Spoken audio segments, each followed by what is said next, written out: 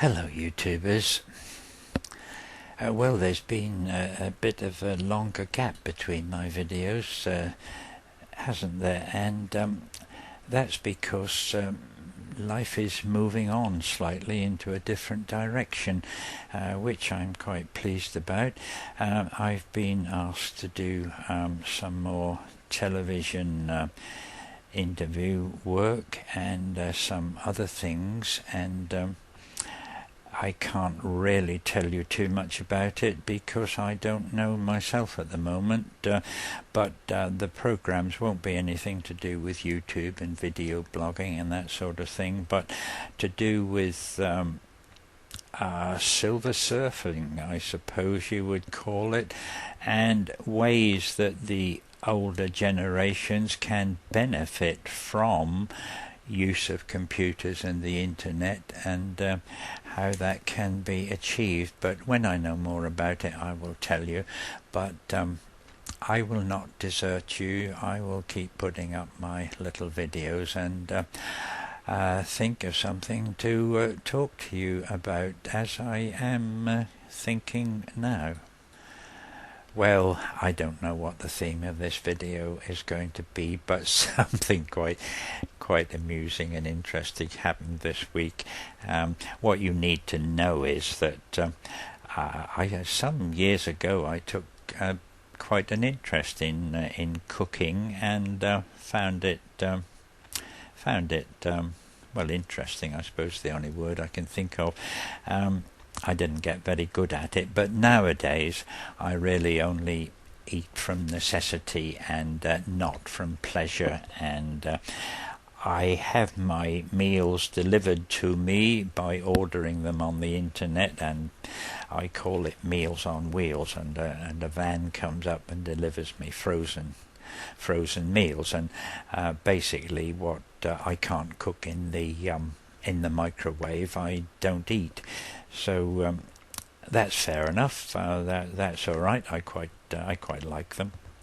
But often with things that I have, I microwave frozen peas, and well, I never know what the quantity is or how much ice is in them, so I chuck them into a basin and put them in the microwave and press a few buttons, and out they come. Very often they're quite hard and shriveled up, but I figure that the fibre will do me some good anyway. But this week I must have pressed the right buttons and the right numbers, and the peas were absolutely delightful, and they were just as you would taste, as you would pick them from the vine, pick the pods from the vine and eat them straight as a fresh garden pea. So that was a joy, and I doubt that I'll ever be able to find the right buttons to press again, but that reminded me of that was the sort of thing that we used to do in my youth.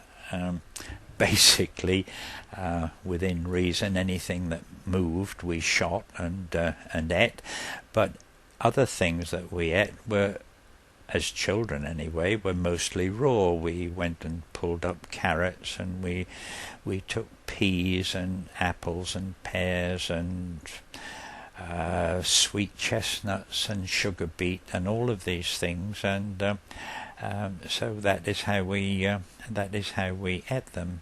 I don't think we had very much imported food. I remember at Christmas that we had nuts, and we had dates, and we had oranges, and there was always an orange in the bottom of the Christmas stocking. not much else, but always an orange.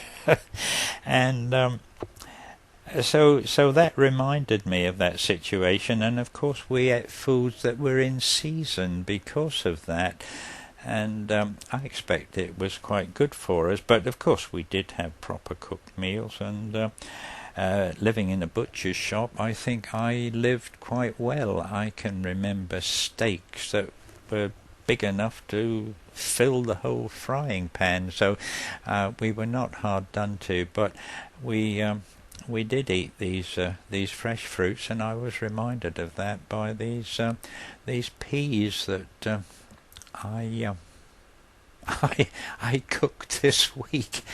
Oh my goodness, oh no, they're megabytes. There's only 5 minutes. So there we are.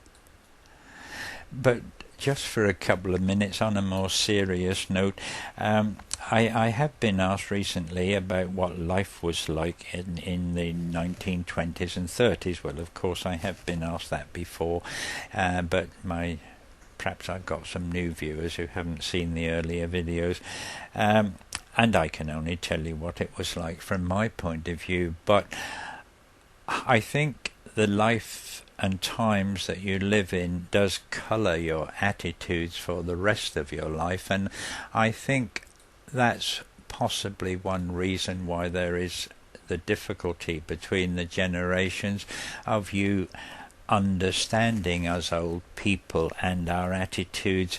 I think one of the major differences was the fact that we were brought up to know that whatever we achieved in life would have to be done by our own efforts. We weren't going to be supported by the state and social services and things. There were workhouses and poorhouses for those people who couldn't manage to support themselves, but by and large that's what you were expected to do. And you reached an age of 21 when you would be considered to be a man, and your wage was fixed, and at the time you could never envisage that it would ever be any different. So you knew that you were going to have to cut your cloth according to your purse, and the general attitude was that you didn't say, what do I want? You really considered, what do I need? And so that was perhaps a different attitude from maybe how it has got to be today. And you all lived in your own class. It sounds awful to have a class system, but I mean, I suppose at the top you had royalty, and then noblemen and landowners and rich businessmen, but the majority were working class, and that was the class that you lived in. But that may not be a good thing with all the equality that we all want nowadays, but what it did mean was the fact that you weren't envious. You didn't expect to be any different. You weren't jealous of other people who had got more than you had. So all those sort of things colour the attitude of us old people, and we are in the main frightfully independent because of it, to the extent that in my case my friends call me pig-headed, which I am. The more I'm pushed, the more I resist. Lots of people give me all sorts of advice as to what I should do, which of course I don't take, because I hope and think that I have planned my life out on those attitudes that I was brought up in. But far too long, 9 minutes, so I must go. But I will put on the end that gospel type preacher man, because quite a few of you have asked me to do that. Now, there is no way that I intend to get into any religious debates. I just like it, and if you like it, listen, and if you don't, then it is on the end, so you've got the usual button to click.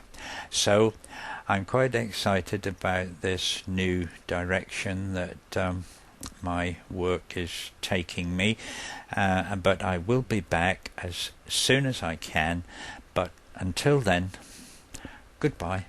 Oh, I just have to pop back in again because I want to explain those two pictures behind my head.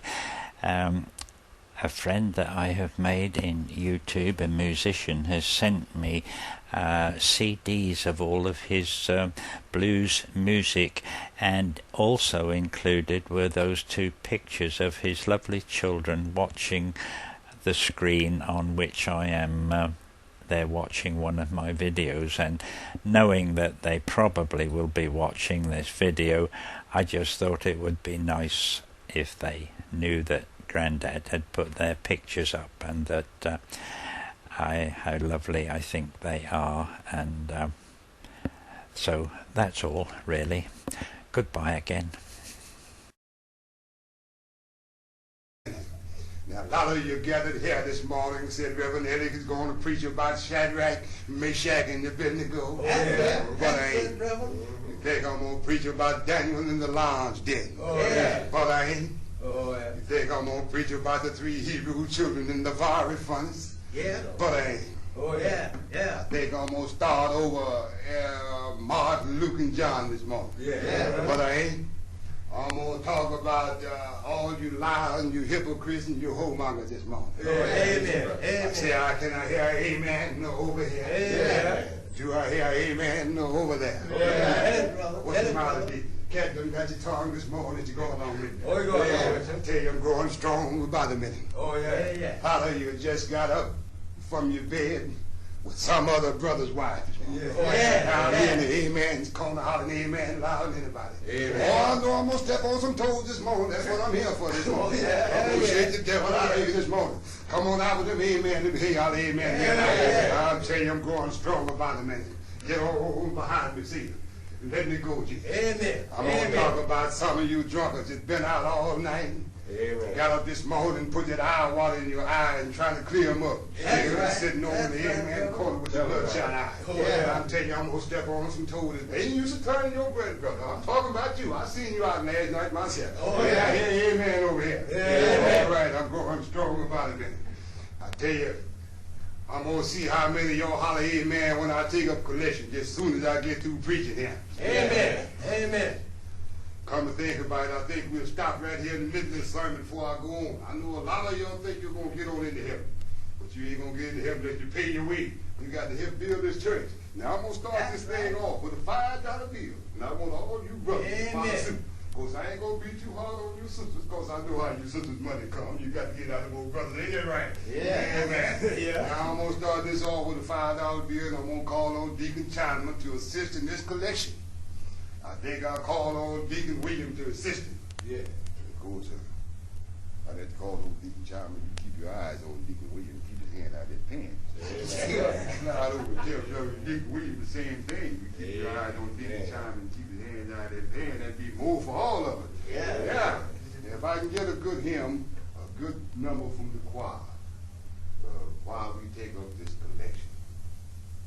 Well, the sister started, one of the brothers started a good number. Wait a minute, hold up that collection. I just got a vision come to me. As I stand here talking to you this morning, I saw the visualized for Daniel in the lion's den. Yeah. I saw the visualized of Daniel standing out in the great arena. Big multitude of people gathered around. Yeah. Oh, the picture of Daniel fight the big lion. Yeah. Hungry lions hadn't been fed for 7 days and 7 nights. Yeah. They were waiting on Pharaoh to give the signal to turn the lions loose on that. Amen. And Amen. see him to God when they raised the mighty gates, let the mighty beasts out upon Daniel. Amen. I seen Daniel when he fell down upon his knees and cast his eyes up into the heavens. Amen. You know what Daniel screamed? Lord, do something with them lions.